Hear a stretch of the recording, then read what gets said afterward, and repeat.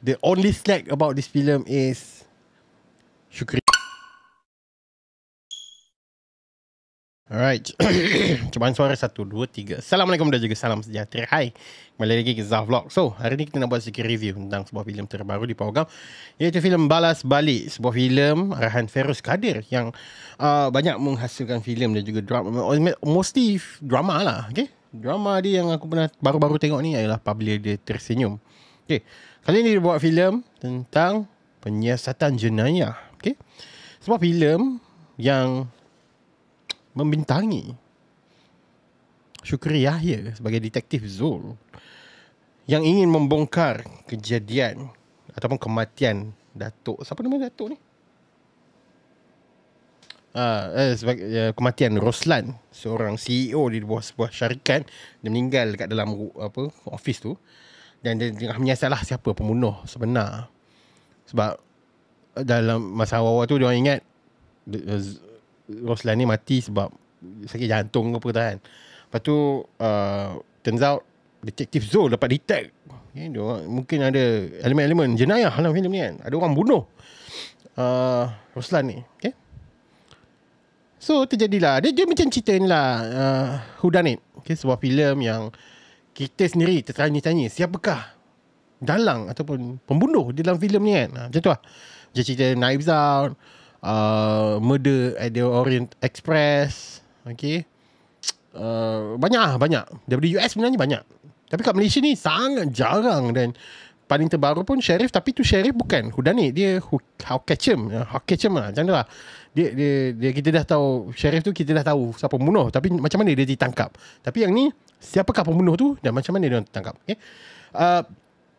So adakah filem ini memuas hati? Dari segi teknikal, aku rasa okey, taklah teruk. Dia okey dalam fasa yang aku rasa mediocre. Lakonan pun aku rasa okey, dia tak ada pelakon-pelakon yang over tau. Aku paling pantang filem-filem yang lokal ni, pelakon dia macam cuba nak ke depan tau. Dalam filem ni tak ada. Dia cuba nak ke depan, nak nampak obvious yang dia ni sedang berlakon, memang all out 110%. Tak ada. Filem ni tak ada yang berlakon over, okay? Tak ada. Bagus. Pelakon-pelakon semua bagus.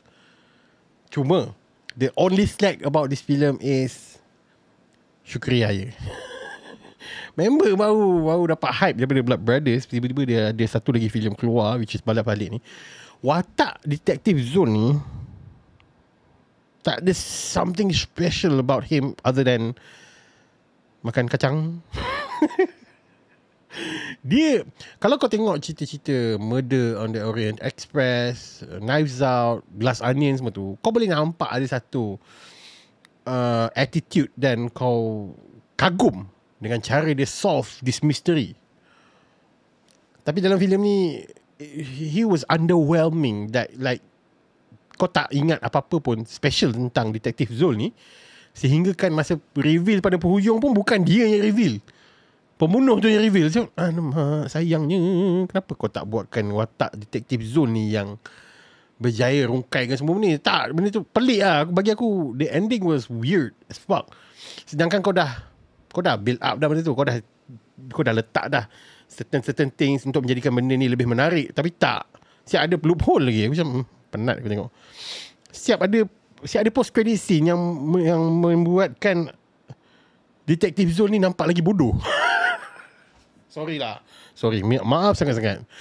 I was hoping that at least filem ini menarik, but it doesn't.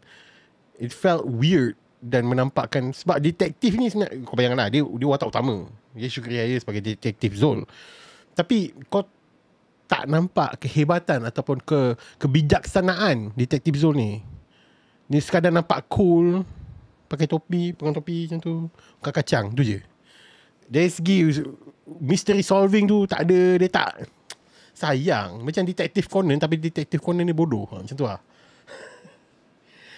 Rating aku untuk filem Balas Balik ni adalah sebanyak 2/5 bintang untuk filem Balas Balik. Kau boleh pergi tengok kat program, filem ni keluar sekali dengan keluar main kan. Review aku pun aku rasa lambat ni, aku malas nak keluar awal-awal. Apa pandang guys tentang filem Balas Balik? Tinggalkan komen bawah, jangan lupa like, share dan juga subscribe channel Pure Pixels. Dan jumpa lagi pada Zah Vlog yang datang. Thank you.